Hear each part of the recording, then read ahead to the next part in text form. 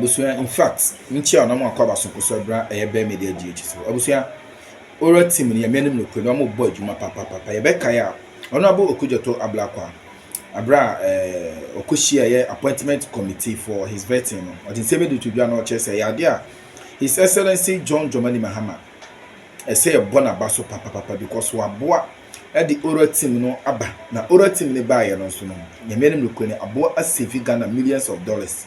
Aboa asevi eye state lands bia na akufo ado Bawumia chese na omo atom e de ama enkofuo bi aboa asevi Ghana some bungalows bia or 20 bungalows abusia this time round ade Martin Pebu aba bonten na nsem ode atodwa na abusia no e di yepa Martin Pebu mnu mienu ya we say oye member of the oral team osanso aye lawyer Martin Pebu abusia nsem ode atodwa abusia ano e di yepa chese expose ya papa ye ne ensem a papa kan na chese eyade a wutie ne nsem chese eyade a the MPP led by His Excellency former president Nana Akufo-Addo ene eye Dr. Mahmoud Bawumia a no na ye ne vice president vice president na menim no kwene wutie papa ne chese nkofoi adi ya bro papa chese bonne ya nkofoi adi eye oman no ano adi ye pa me person kasa ba no pese ye ko ni ekotie lawyer Martin Pebu a member of the oral team ne nsemo ode atodwa e chese efa eye state capture eno som sika bia papa ebobo ewo eye interview ni mu na busu ano de na chese wuti papa ne nsemo a ode todwa na chese MPP in fact 8 years na de show mo nsa se omo enlidi eye oman Ghana chese abropa na chese omo didi eye oman no ebi abeka eye citizens a yewo eye Ghana memu abusu am person kase na pese yeko ne koti eye lawyer Martin Pebu a member of the oral team ne nsemo ode atodwa na se wi a ne wadwe obode na yache yadu na be hye ne nso e de amayen se ha eye be media GH so obusuafo se ena de dika woni twa channel so ne de kwanse no bi kwanse be so se be subscribe like na obusuafo for pension ne bi atie mu nya bi atie se dan se ye bo modi abo eye notification bell no so for more practical updates abusuan ha eye be media GH so yeah that's we need to get to the bottom of that matter. That money is a lot more than what we borrowed from the IMF. Thank you. I appreciate you, Council. Thank you very much. But with the preparatory team's work, will any loot be recovered? Does it look like you can recover any loot, so-called? Oh yes. That one is there are low-hanging fruits that you see that even at this preparatory stage, as you mentioned, we don't have the mandate to do vigorous investigations and prosecution, right? We are just gathering evidence. And even at this gathering stage, you see that based on some of the petitions that we saw, straight away we reported to the police and national security, and they were able to take action. So you see that yesterday at Honorable Ablaqua's vetting, we were able to show that we saved 20 bungalows that were about to go down in cantonments. 20 bungalows, and if you look at the lands, those are millions of dollars, not Ghana cedis. Yeah, because they were about to demolish and do some transactions that are not on. Okay, so we've halted, through the actions of national security and the police, those have been halted. So those are some of the fruits of the preparatory team. You remember the NDA matter too? Yes, the NDA to the wall, the partitioning of that land, etc. So to private developer, you see that we went and then reported to national security, and they too, using police, they were able to do the needful, and so those were halted. There are other things. You remember the agric mechanization land? Yes, those empty plots there, who is going to build on them? No, they are not going to be built. So those ones who, that's land that's being recovered for the state. So that you will see a lot more. In fact, you will see a lot more, just even for the preparatory team. Because once we are citizens, we are allowed to report. If we see anything wrong, we are allowed to report. And so the police and national security can take action in the interim. Yes. I keep telling you that, not just you, I keep making the point that I think that the setting up of the constitution by, the setting up of the committee by JM is a master stroke. Yeah, that much, I believe so. Because you see that if we hadn't started this early, what would have happened is that by the time the government settles, so a lot of bad stuff would have gone through. So with the early setting up of the committee, you see that it served as a check, at least to some extent. It cannot be 100% perfect, but it's a reasonable check. So this committee is actually a master stroke.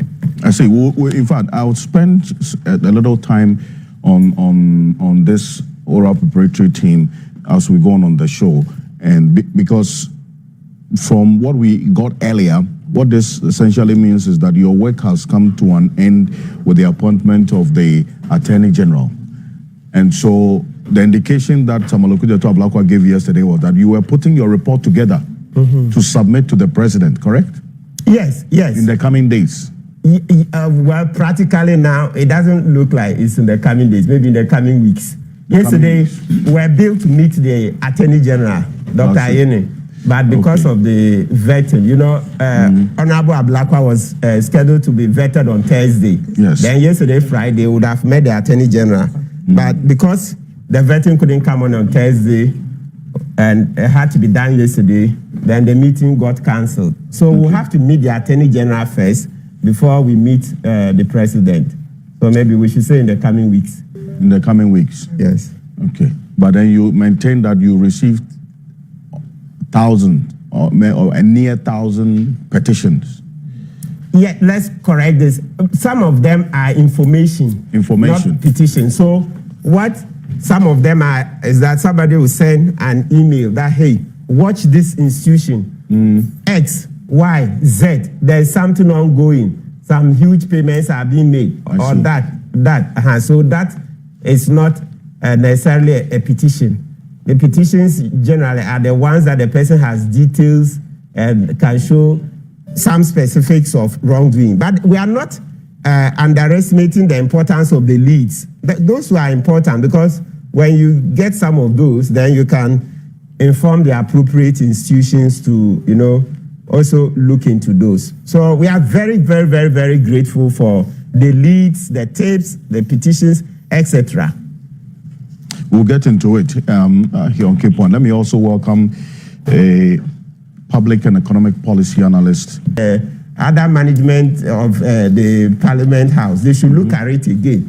Make it happen in a place where everybody who wants to attend can attend. If we were to make it in a place where a place that can seat 1,000 people, hopefully it shouldn't. We shouldn't have such overcrowdedness and etc. Well, this is what we have right now, and this chaos that we saw. In fact, the chaos started way before it got into the conference room itself, because we also observed that the door to the entrance of the building that has this conference room where the vetting is taking place, that glass door was also broken. We will put that on the screen in a bit. But when you got there, because Ujeto Ablakwa was scheduled to be vetted on Thursday night.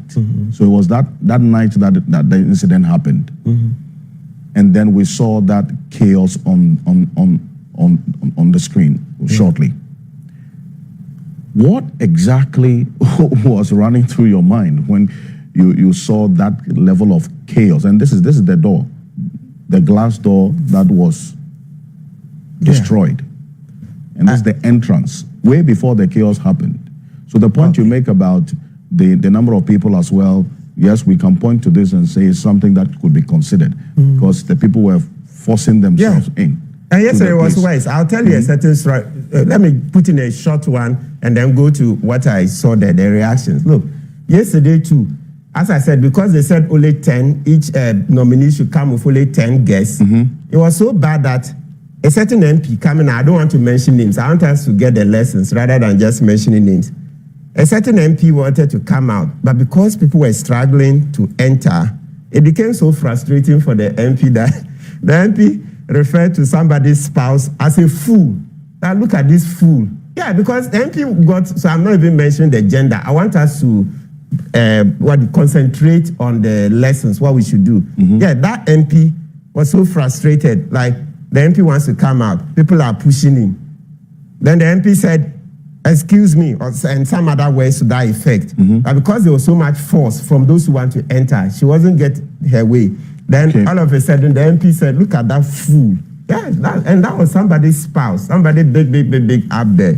So all of us, you can just imagine. So you see the frustration that the MP experienced at the door, one of those doors. The next thing was that look at this fool. Oh yeah, it was so terrible. So now let's move to what we are saying now with the minority whip. Yes, he said they had agreed to vet 4.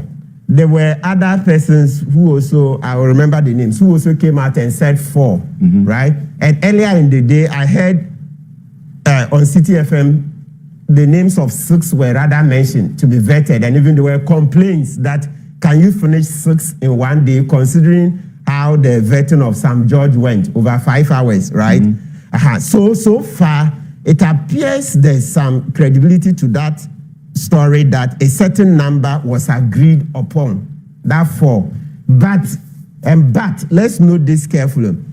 Before they agreed on the 4, or even if you use 6 for Thursday, remember that earlier on, they had sent letters to some of the nominees. So there was a timetable prior to the happenings of the Thursday. And the first incident that disrupted the timetable was the fact that on Wednesday they couldn't sit because they had to deal with Oliver Bakavoma's case. Yes. So it disrupted the timetable. So you see that yesterday, Ablakwa had in his hands a letter that had been written earlier to him that he was scheduled for Thursday at 1 p.m. So you could see that it was a timetable that had been disrupted, and they failed to communicate to these nominees that, based on the fact that we couldn't sit on Wednesday, your appearance on Thursday would be affected. That is where the problem came from. So you see that eventually yesterday, Avenue Markin had to apologize to, apart from the chairman of the committee apologizing to the nominees and their families and all of us. Avenue Markin to eventually did, because earlier in the day he had addressed a press conference where he made statements that were unsavory, etc. So he apologized.